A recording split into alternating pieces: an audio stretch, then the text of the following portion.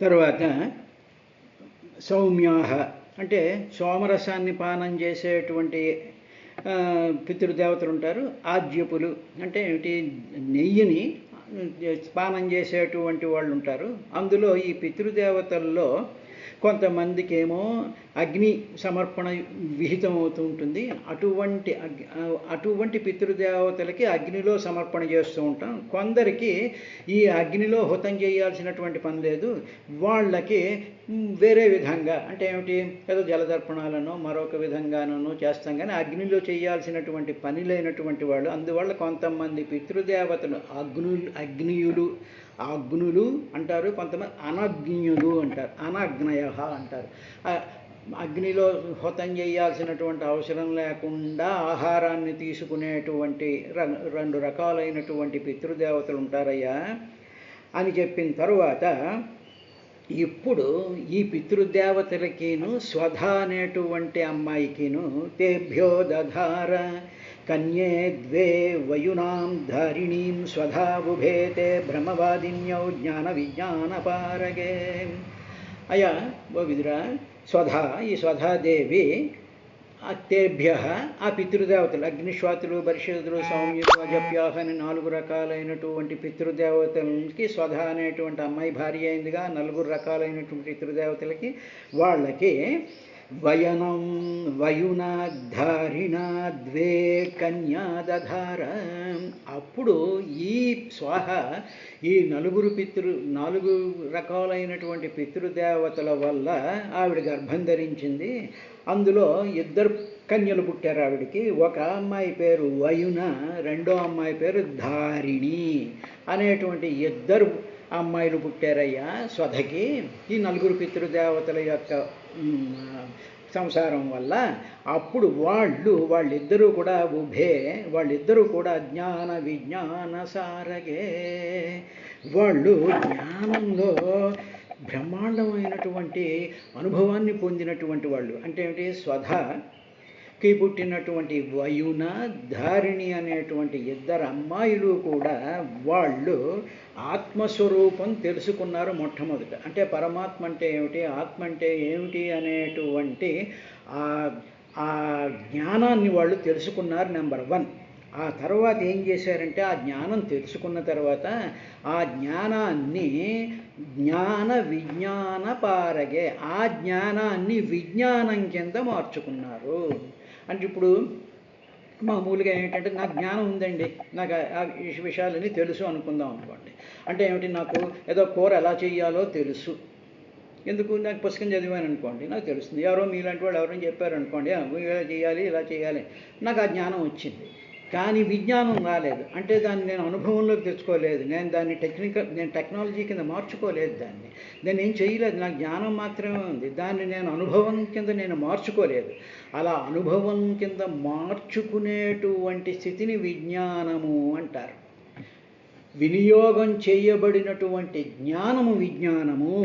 జ్ఞానం అంటే just theoretical aspect, విజ్ఞానము అంటే ప్రాక్టికల్ ఆస్పెక్ట్. ఇప్పుడు జ్ఞానం ఉంది వీళ్ళకి, జ్ఞాన విజ్ఞాన పారగే. ఎవరు, వాళ్ళిద్దరు స్వధకిను పితృదేవతలకి పుట్టినటువంటి వయునాధారిణి అనేటువంటి 2 అమ్మాయిలు.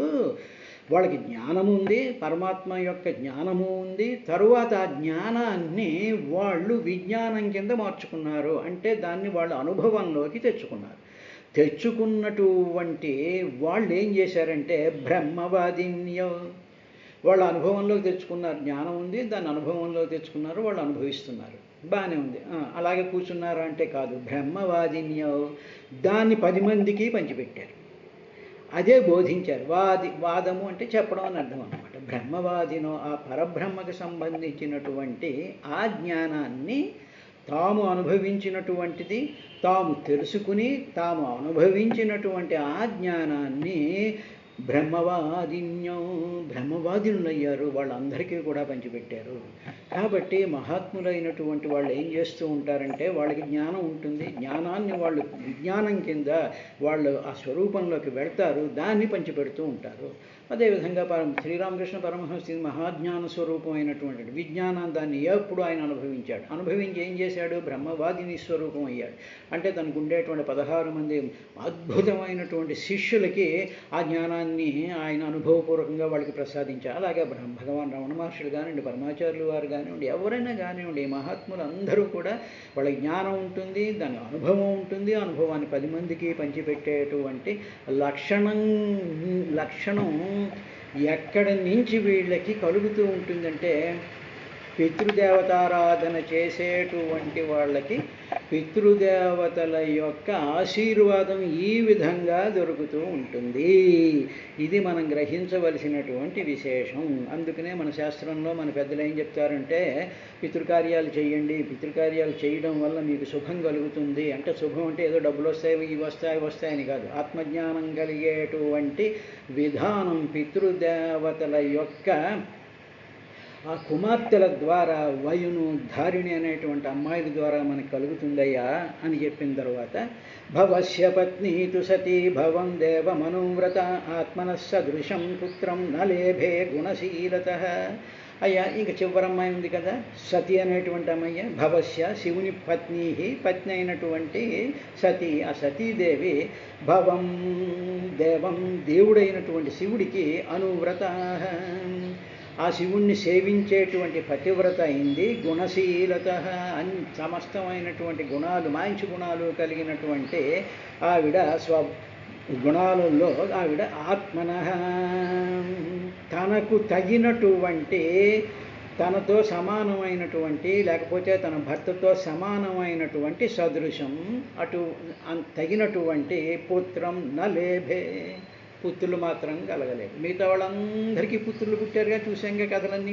13 మందికి ఎలాంటి పుత్రులు పుట్టారో, స్వాహాకి ఎలాంటివంటి పుట్టారో, స్వధకి ఎలాంటివంటి పుత్రులు పుట్టారో, కానీ అన్ఫార్చునేట్లీ సతీ అనేటువంటి శివుని భార్యకి మాత్రం పుత్రులు కలగలేదయ్యా అని చెప్పిన తర్వాత, పితర్య ప్రతిరూపేస్వే భవాయానాగశేరుష అప్రౌఢైవాత్మానాత్మన మజహాద్యోగ సంయుతా.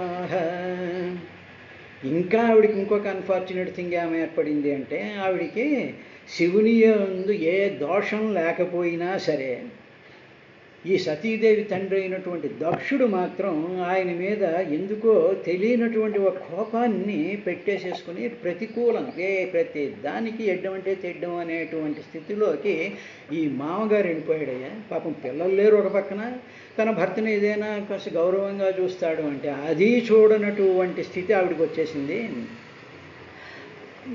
ఈ విషయం అప్పటికి సతీదేవికి ఇంకా ప్రౌఢమైనటువంటి వయస్సు రాలేదు. ఎందుకో తండ్రి ఏదో ద్వేషిస్తున్నాడు అనుకుందే తప్ప ఆవిడికి ఆ ద్వేషానికి అసలైనటువంటి కారణం ఏమిటో అని గ్రహించేటువంటి ఆ వయసు ఇంకా రాలేదు.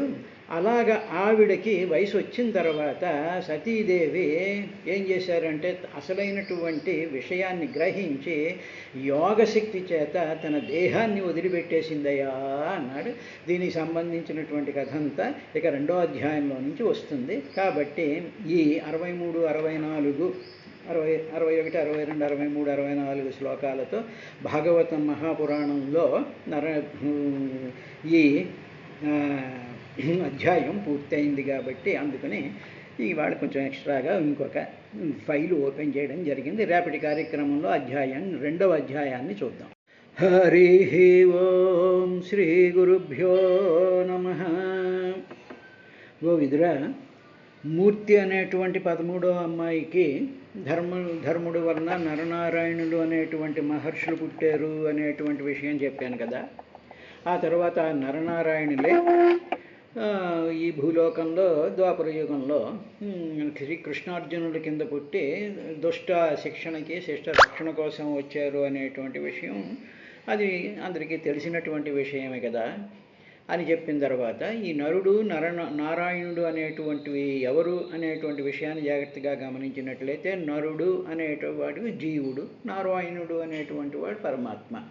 కాబట్టి ఈ నరుడు అనేటువంటి సిస్టమ్ ఎక్కడుంటుంది అంటే దేహంలో ఉంటుంది. ఆ దేహంలో ఉండేటువంటి పరిస్థితిలో ఆ జీవుడు అర్జునుడు మనం చూశాం కదా, ఆ జీవుడు శరీరంతో తాదాత్మ్యం చెందిపోయి ఎదురుగా ఉండేటువంటి వస్తువుల్ని మనుషుల్ని వీళ్ళందరూ నా వాళ్ళు అనుకుని ఆ విషాదంలో మునిగిపోయేటువంటి సందర్భం ఉంది కాబట్టి అర్జున విషాద యోగం అనేటువంటి విషయంలో చెప్తా. ఆ నరుడి యొక్క ఆ అజ్ఞానాన్ని పోగొట్టేటువంటి నారాయణ స్వరూపమే ఈ స్యందనం, అంటే ఈ రథం అనేటువంటి దానిని ఆయన నడుపుతూ ఉండేటువంటి విశేషం మనకి భగవద్గీతలో వస్తుంది కదా. అదేవిధంగా ఈ నరనారాయణులు అనేటువంటి మహర్షులు వీళ్ళిద్దరూ కూడా ఆ గంధమాదన పర్వతానికి వెళ్ళిపోయారయ్యా అని చెప్పిన తర్వాత కథని ఆయన చెప్తూ స్వాహ అనేటువంటి అమ్మాయి ఉంది, తర్వాత స్వధ అనేటువంటి అమ్మాయి ఉంది అనేటువంటి విషయం తెలుసు కదా. ఇప్పుడు స్వాహాభిమానినశ్చాగ్నేరాత్మజాం స్త్రీన జీయనతే పావకం పవమానం చ శుచిం చ హుత భోజనం.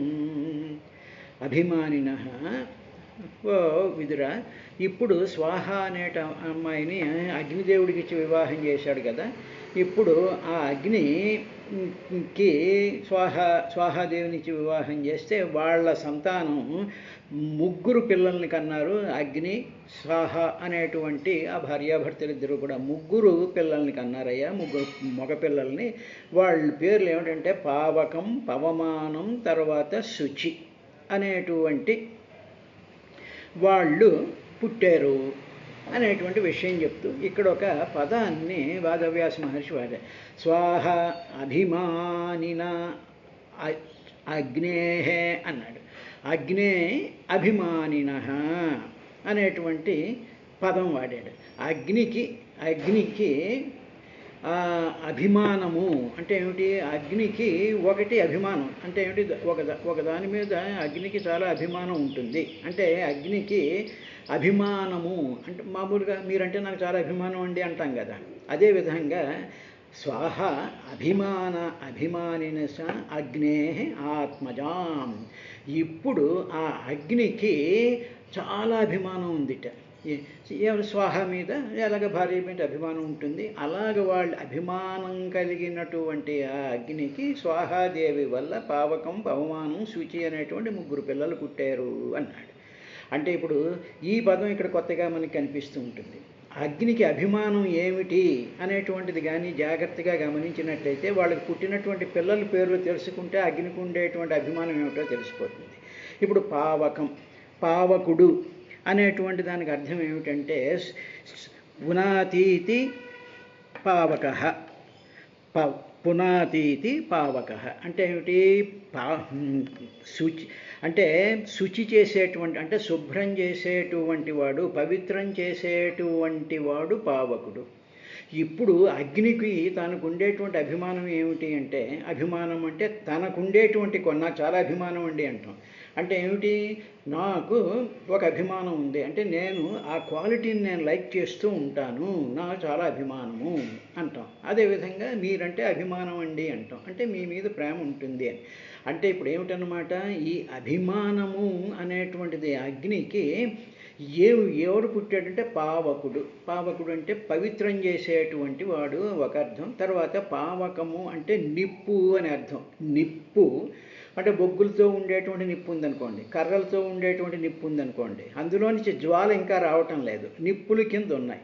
అలాగా ఆ నిప్పుల రూపంలో ఉండడం అనేటువంటిది అగ్ని యొక్క అభిమానము. అగ్నికి అలా ఉండడం అనేటువంటిది ఇష్టం అన్నమాట. నిప్పుల రూపంలో జ్వాల లేకుండా మండుతూ ఉండేటువంటి స్వభావాన్ని పావకుడు అంటారు. తర్వాత పవమానం అనేటటువంటిది పునాతీతి పవమాన అంటే ఇప్పుడు ఎప్పుడైతే పవమానుడు అనేటువంటి దానికి ఏమిటంటే గాలి అని కూడా అర్థం. పవమానం అంటే గాలి కదా. ఇప్పుడు ఏమవుతుంది? ఈ అగ్ని నిప్పుల రూపంలో ఉన్నప్పుడు గాలిని అభిమానిస్తాడు. అంటే ఆ చుట్టూ ఈ నిప్పులు ఇలాగ ఉండాలి అంటే ఏమిటి? మామూలుగా సింపుల్ సైన్స్లో కూడా ఏం చెప్తారు? నిప్పులు అలా ఉండాలి అంటే ఆక్సిజన్ ఉండాలి, గాలి ఉండాలి. గాలి ఉన్నప్పుడు గాలిలో ఉండేటువంటి ఆక్సిజన్ నిప్పుల్ని అలాగా మండేటట్టు చేస్తూ ఉంటుంది. అలాగా వాటి ఎగ్జిస్టెన్స్ అలా నిప్పులు అలా ఉండేటట్టు చేయడానికి ఏంటంటే గాలి ఉండాలి. అదే ఉదాహరణగా మనం ఏదైనా ఒక దీపం వెలిగించాం అనుకోండి, దీపం వెలిగించిన దాని వెంటనే దాని మీద ఒక మూత పెట్టేసాం అనుకోండి, అప్పుడు ఏమవుతుంది, గాలి లేక ఆ దీపం ఆరిపోతుంది. అంటే ఏమిటనమాట, ఆ నిప్పుకి అభిమానం ఉంది. దేని మీద అభిమానం ఉంది? వాయువు మీద అభిమానం ఉంది.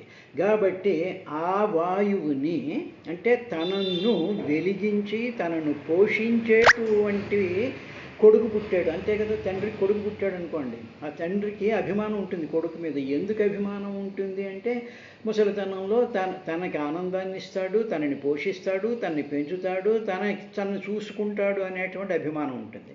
కాబట్టి అగ్నికి పవమానుడు అంటే ఆ గాలి మీద అభిమానం ఉంది. అంటే గాలి ఉన్నప్పుడు తాను పెరుగుతూ ఉంటాడు. ఇలాగా నిప్పుల్లా ఉండేటువంటి వాడు అగ్ని వచ్చేటప్పటికి తాను రేగిపోతూ తానులో ఆ జ్వాలన్నీ ఉద్ధృతం చేసుకుంటూ తనకి సహకరించేటువంటి వాయువు పవమాన స్వరూపమైనటువంటి ఆ పవమానం ఏం చేస్తుందంటే శుద్ధి కూడా చేస్తూ ఉంటుంది, గాలి శుద్ధి చేస్తూ ఉంటుంది. కాబట్టి అటువంటి శుద్ధి పవమానుడు. తర్వాత శుచిం అంటే రెండు విధాలు. శుచి అంటే శోచనే శుచి, శుచిత్వాత్ శుచి అని. శుచి అంటే మామూలు శుచి అంటే శుభ్రంగా ఉన్నామని కదా, శుచి అంటే అదొక అర్థం. ఇప్పుడు ఆయన శుభ్రంగా ఉన్నాడు అంటే అగ్ని ఎప్పుడూ శుభ్రంగానే ఉంటాడుగా. అందులోకి ఏది వేసినా, ఏ మలినం వేసినా, ఏం వేసినా సరే అది వెంటనే భస్మం అయిపోయి తాను మాత్రం ఎప్పుడూ శుచిగా ఉంటాడు. ఆ శుచిత్వాన్ని అభిమానించేటువంటి వాడు కాబట్టి స్వాహ స్వాహ అభిమానిన అగ్నేహే అదనమాట. అందువల్ల తనకు శుచిగా ఉండడం అనేటువంటిది అంటే ఇష్టం, అభిమానం అన్నమాట.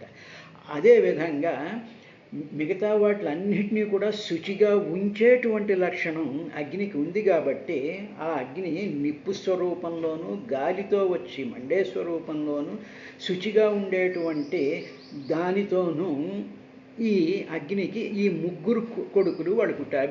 తన శరీరం నుంచి వాళ్ళు ముగ్గురు వచ్చారనమాట. అంటే వాటిని తాను అభిమానిస్తూ ఉండేటువంటి వాడు. తర్వాత శుచి అనేటువంటి దానికి ఇంకొక అర్థం ఏమిటంటే శోచనే శుచి, దుఃఖపెడుతుంది కూడా. ఏ విధంగా దుఃఖపెడుతుందండి అన్నాం అనుకోండి, సింపుల్ ఎగ్జాంపుల్ తెలుసు కదా. అగ్ని ఉందనుకోండి, అగ్ని మనం ఏమాత్రం అజాగ్రత్తగా ఉన్నాము అంటే ఏమైపోతుంది, వెంటనే కాల్చేస్తుంది. ఎప్పుడైతే కాల్చేస్తుందో శరీరం కానీ నీళ్లు కానీ వస్తువులు కానీ వేటిని దహించేస్తూ ఉండేటప్పటికి ఆ దహనం వల్ల, ఆ వేడి వల్ల దుఃఖం కూడా కలుగుతూ ఉంటుంది. కాబట్టి శుచి అంటే శోచనే, దుఃఖింపజేసేటువంటి లక్షణం కూడా ఉన్నటువంటి వాడు, పవిత్రం చేసేటువంటి లక్షణం ఉన్నటువంటి వాడు, స్తబ్దుగా ఉండి నిప్పు స్వరూపంలో ఉండేటువంటి ఆ మూడు క్వాలిటీసు తన పుత్రుల కింద పుట్టాడు. ఇప్పుడు ఆత్మజాన్ అజీజనత్, ఈ ముగ్గురిని కూడా ఆత్మజాన్ అంటే కొడుకులను, అజీజనత్ వీటి కన్నారయ్య, పావకుడు పవమానుడు శుచి అనేటువంటి వాడిని. తర్వాత ఇలాగ ఉండేటువంటి దీన్ని హుతభోజనం. ఈ అగ్నికి అభిమానం ఏమిటి అంటే హుతము అంటే హోమద్రవ్యములను హుతములు అంటారు, లేదా హవిస్సులు అంటారు. అలాగ తనలోకి వేయబడినటువంటి శుద్ధి చేయబడినటువంటి పదార్థములను భోజనం భుజించేటువంటి వాడు. భోజనం అంటే భుజిస్తూ ఉంటాడు. తనలోకి ఏది వేసినా సరే తనలోకి హుతం కింద చేసేసినట్లయితే దానిని భుజించేటువంటి లక్షణం కలిగినటువంటి వాడికి ముగ్గురు కొడుకులు పుట్టారయ్యా, ఆ స్వాహాతో సహా, స్వాహద్వయంతో కలిసి.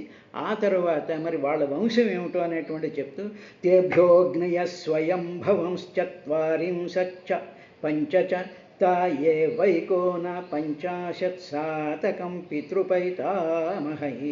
తేభ్య ఆ ముగ్గురు కొడుకుల్ని, అంటే కొడుకులకు మళ్ళీ కొడుకులు పుడితే మనవలు వస్తారు కదా, అదేవిధంగా తేభ్య ఆ ముగ్గురు నుంచి కూడా చత్వారింశత్ చ పంచచ, చత్వారింశత్ అంటే 40, పంచచ అంటే 5, అంటే 45 మంది అగ్నయ సమభవన్.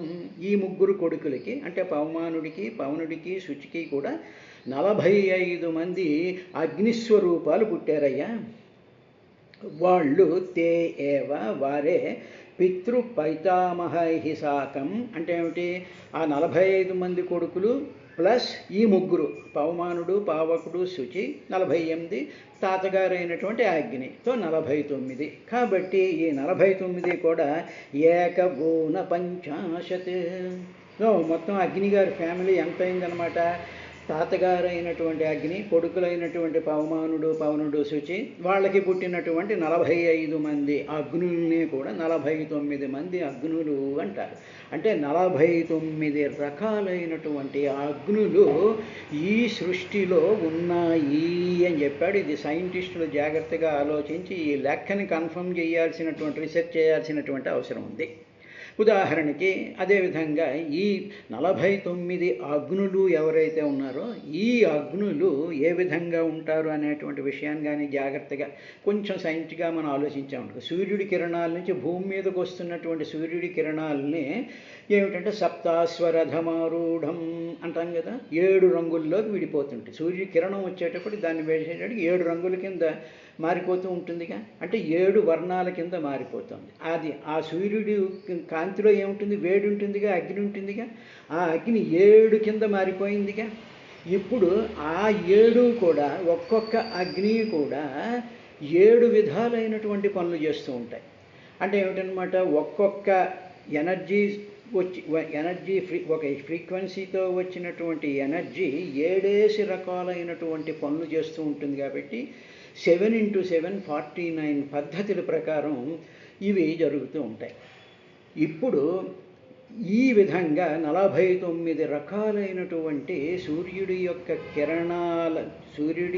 కిరణాలలో నుంచి భూమి మీదకు వస్తూ ఉండేటువంటి ఎనర్జీ స్పెక్ట్రమ్ 49 ఎనర్జీ కాంపోనెంట్స్ కింద విడిపోయి ఈ సృష్టిలో ఉండేటువంటి సమస్త జీవుల ఉత్పత్తికి కారణం అవుతోంది అనేటువంటి విషయాన్ని శాస్త్రవేత్తలు కొంచెం జాగ్రత్తగా ఆలోచించి పరిశోధన చేయవలసినటువంటి అవసరం ఉంది.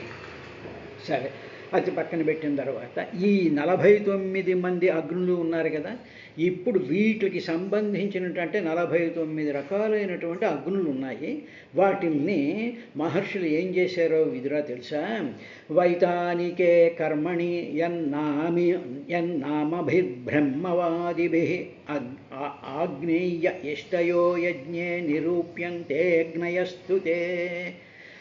ఇప్పుడు 49 అగ్నులు వచ్చాయని చెప్పాం కదా, అంటే ఏమిటి? ఇప్పుడు హోమకుండం వేసామనుకోండి, హోమకుండం వేసేటప్పటికి అందులో అగ్ని వచ్చింది. ఏదో పావకుడు ఉంటాడు, తర్వాత పవమానుడు ఉంటాడు, తర్వాత శుచి జ్వాల అగ్ని అది వస్తూ ఉంటుంది. దాంట్లో హుతాలు వేస్తూ ఉంటాం, దాంట్లోంచి వస్తూ ఉంటాయి. ఇప్పుడు ఆ వచ్చేటువంటి అగ్నిలో ఎన్ని రకాలైనటువంటి కాంపోనెంట్స్ ఉంటాయంటే 49 రకాలైనటువంటి కాంపోనెంట్స్ ఉంటాయి. ఆ అగ్ని యొక్క స్పెక్ట్రం కానీ మనం తీసుకున్నట్లయితే, స్పెక్ట్రల్ అనాలిసిస్ అని ఉంటుందిలేండి, దాంట్లో ఆ స్పెక్ట్రమ్ తీసుకున్నట్లయితే దాంట్లో 49 రకాలైనటువంటి ఫ్రీక్వెన్సీస్, ఎనర్జీ లెవెల్స్ ఉంటాయి. ఇప్పుడు మహర్షి వేదంలో ఏం చేశారంటే ఈ వచ్చినటువంటి 49 అగ్నిస్వరూపాన్ని, ఒక్కొక్క అగ్నిస్వరూపాన్ని వేదవేత్తలు, వేదం తెలిసినటువంటి వాళ్ళు, అగ్ని యొక్క స్వరూపం తెలిసినటువంటి వాళ్ళు ఆయా అగ్నులను, అంటే 49 అంటూ ఒక అగ్ని ఉంది అనుకుందాం, ఉదాహరణకు ఒక అగ్ని, ఎక్స్ అనేటువంటి అగ్ని ఉంది. ఆ అగ్ని యొక్క తత్వం తెలిసినటువంటి వేదవేత్తలు ఆ అగ్నికి సంబంధించినటువంటి మంత్రాలను ఉచ్చరిస్తూ ఆ అగ్నికి హుతం చేస్తూ ఉంటారు. 49 అగ్నులకి కాకుండా ఒక్కొక్క అగ్నికి కూడా వేద విహితమైనటువంటి కర్మలలో వేదవేత్తలు, అంటే ఆ అగ్ని యొక్క స్వరూపం, స్వభావం, గుణం, దాని యొక్క ఆరిజిన్, దాంట్లో ఉండేటువంటి ప్రయోజనం, దానికి ఏ రకమైనటువంటి వినియోగాలు చెయ్యాలి అనేటువంటి పరిపూర్ణమైనటువంటి అగ్నితత్వం తెలిసినటువంటి వేదవేత్తలు వాళ్ళు ఏం చేస్తూ ఉంటారంటే ఆ అగ్నుల యొక్క నామాలను ప్రస్తావిస్తూ ఉంటారట. అందువల్ల వేదమంత్రాలు మనకు అర్థమవు, కానీ మహాత్ములైనటువంటి వాళ్ళు ఆ హోమాలు అవి చేస్తూ ఉండేటప్పుడు ఏ అగ్నిని వాళ్ళు పిలుస్తూ ఉంటారు. ఫలానా అగ్ని నువ్వు రా, వచ్చిన తర్వాత ఈ హుతం నువ్వు తీసుకుని మేము సంకల్పించినటువంటి ఆ దేవతా స్వరూపానికి నువ్వు వెళ్ళు అంటారు. అంటే ఇది మామూలుగా ఉన్నాం అనుకోండి, ఉదాహరణకి పోస్ట్ ఆఫీస్లో బోల్డెన్ ఉత్తరాలు వచ్చాయి. ఒక పోస్ట్ మ్యాన్ పిలిచి నువ్వేమో అక్కడ చూసుకో, నువ్వు ఆ కాలనీకి వెళ్ళు, నువ్వు ఈ కాలనీకి వెళ్ళు, నువ్వు ఈ కాలనీకి వెళ్ళు, వాళ్ళకి నువ్వు అందించు అని చెప్పి ఏ విధంగా అయితే పోస్ట్ మ్యాన్ డిస్ట్రిబ్యూషన్ చేస్తూ ఉంటారో అదేవిధంగా ఒక్కొక్క అగ్ని యొక్క తత్వం తెలుసుకున్నటువంటి వేదవేత్తలు ఆయా అగ్నుల యొక్క నామాలను ప్రస్తావిస్తూ ఉంటారు. ఆ 49 యొక్క అగ్నుల యొక్క పేర్లను చేస్తూ ఆ అగ్నిదేవతాకములైనటువంటి యజ్ఞాలు, ఇష్ట అంటే యజ్ఞాలు చేస్తూ ఉంటారయ్యా. అలాగా ఈ 49 అగ్నుల ద్వారా పూర్వం ఈ యజ్ఞాలు, హోమాలు ఇవన్నీ చేసి తత్సంబంధమైనటువంటి దేవతలను సంతృప్తిపరిచి ఆ దేవతల యొక్క ప్రభావం చేత సృష్టిలో ఈ సృష్టి కారణభూతులైనటువంటి దేవతా స్వరూపాన్ని చేసి ఆ దేవతల యొక్క సహకారంతో ఈ 84 లక్షల జీవరాశులు మిగతా లోకాల్లో ఉండేటువంటి జీవరాశులు ఉత్పత్తికి కారణమైందయ్యా ఈ అగ్ని అనేటువంటి విషయాన్ని విదురుడికి మైత్రేయ మహర్షి వివరించినట్టుగా సుఖబ్రహ్మ అగ్ని యొక్క తత్వాన్ని చాలా క్లుప్తంగా పరీక్షణ్ మహారాజుకి చెప్పాడయ్యా అని చెప్పి సూత మహర్షి నైమిసారణ్యంలో ఆ మహానుభావులైనటువంటి సౌనకాది మహర్షులకి వివరించినటువంటి విశేషంతో 60వ శ్లోకం అది. ఇప్పుడు దీనినే మామూలుగా చూసామనుకోండి, ఉదాహరణకి సూర్యరశ్మి ఏం చేస్తుంది? సూర్యరశ్మి ఏం చేస్తుంది? శుచి అనేటువంటి పదం వాడేట్టుగా శుభ్రం చేస్తుందిగా.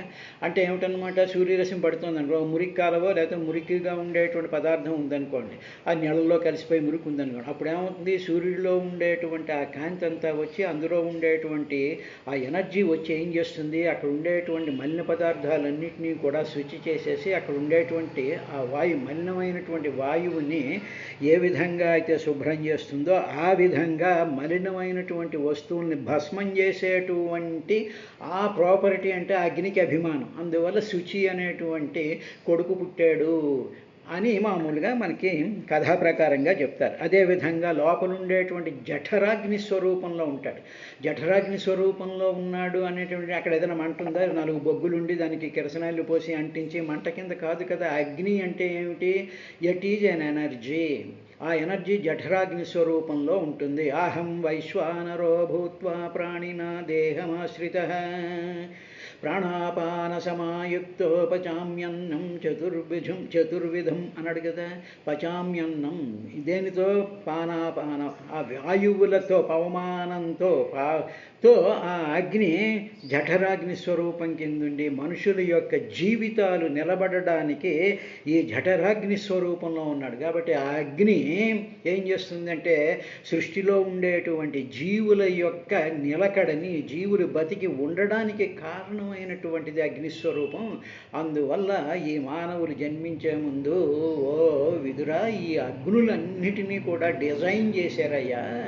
డిజైన్ చేసి ఈ అగ్నులు, ఈ పంచభూతాలు, ఈ పంచేంద్రియాలు, ఈ రకరకాలైనటువంటి సిస్టమ్స్, ఈ ముడిసరికి అంతా చేసి వాటి యొక్క కాంబినేషన్తో ఈ సృష్టి అంతా కూడా జరిగింది. ఉదాహరణకి ఏదైనా మనం ఏదో వంటో కంటో ఏదో చేయాలనుకున్నాం అనుకోండి, అప్పుడు ఏం చేస్తాం? ఆ సంబంధమైనటువంటి ముడి సరుకులన్నీ తెచ్చి పెట్టుకుని వాటి యొక్క ప్రపోర్షన్లు బట్టి కలిపి కదా పదార్థాలను తయారు చేస్తున్నాం. అదేవిధంగా ఇవన్నీ కూడా ముడి సరుకులు.